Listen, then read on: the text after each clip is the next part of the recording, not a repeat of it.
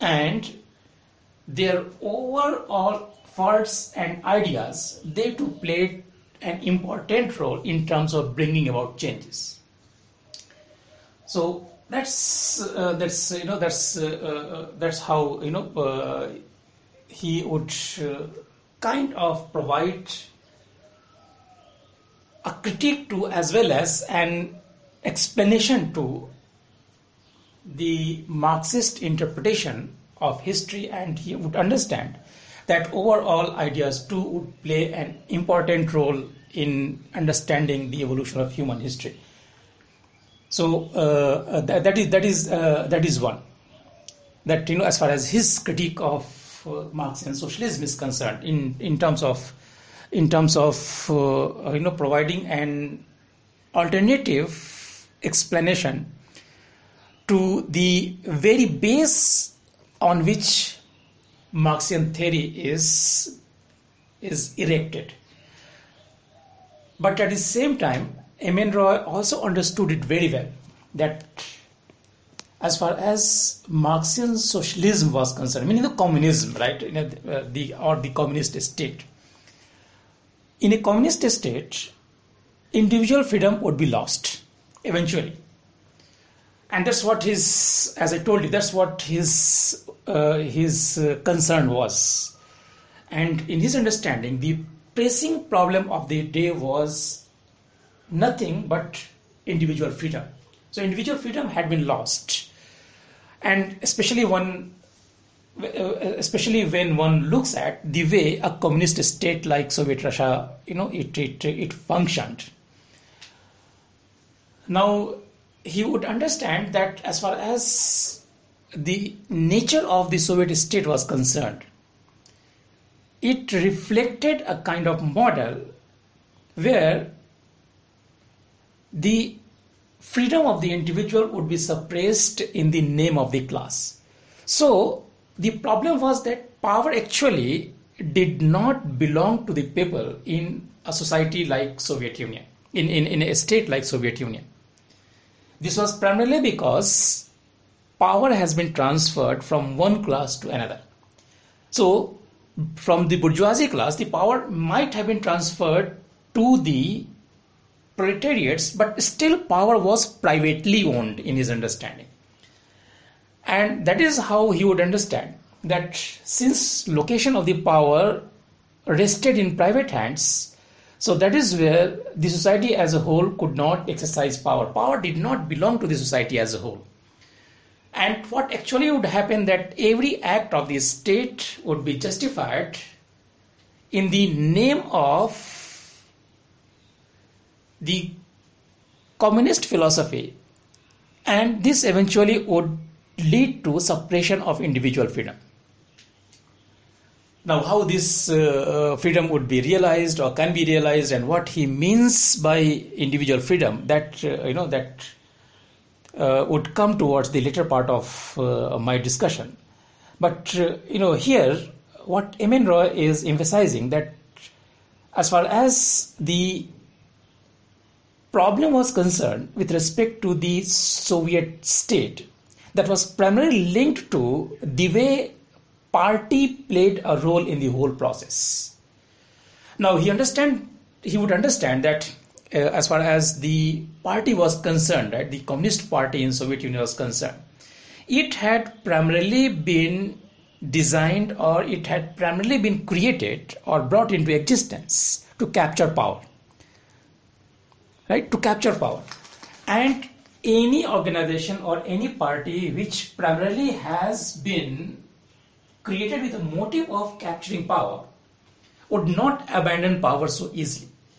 So the whole objective remains to exercise power. And this power eventually would be concentrated in the hands of the leadership. So what actually happens, that individual is suppressed by the party, individuality is lost in the larger identity of the party, and party eventually would come under the leadership, and eventually it is the leadership who would turn into a dictator, and eventually the result would be the loss of individual freedom. So that is where, as far as M.N. Roy is concerned, his critique of Marxian socialism and its overall application in a state like Soviet Union would very much establish that it is not the kind of model, it is not the kind of political institution or structure wherein individuals' freedom, wherein individuals' individuality can be valued or can be realized. So that is one aspect of it, right? But at the same time, he would also try to look at the alternative model that existed at that point of time, and that would be of the parliamentary democracy, right?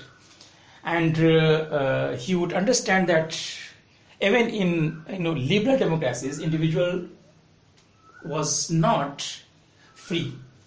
So primarily, if one looks at the whole aspect of democracy, or if one would try to understand the meaning of democracy, then the democracy would be consisting of two cardinal values that would be of popular sovereignty and individual freedom. And these two things were not available, these two things did not exist in any parliamentary democracy in M.N. Roy's understanding. Now that again would happen, due to the fact that every parliamentary democracy would be more inclined to support an economic structure which would be more conducive to capitalism. So that would be one. So, capitalism would rather make it difficult for an individual to enjoy his freedom, for an individual to realize his freedom. But at the same time, the role of parties again were kind of problematic in M.N. Roy's understanding in parliamentary democracies as well. So political parties again would act in a manner where parties and party leadership that would become more important, and the general interest of the masses that would be lost in the whole struggle for power in a parliamentary democracy. So again, the liberal model which existed, that too did not provide avenues for the realization of individual freedom. So then, where all individual freedom can be realized, we will come to discuss. But before that, it is required to understand that how M.N. Roy would look at the whole question related to class and class struggle and subjugation of a country like India, and how actually freedom could be achieved. And this is again linked to his idea, or rather, his critique of the role of Congress in India's freedom movement, right? So that is where we would look at Lenin's views, or Lenin's draft thesis on colonial question, and the way M.N. Roy offers his alternative explanation in the whole process, right?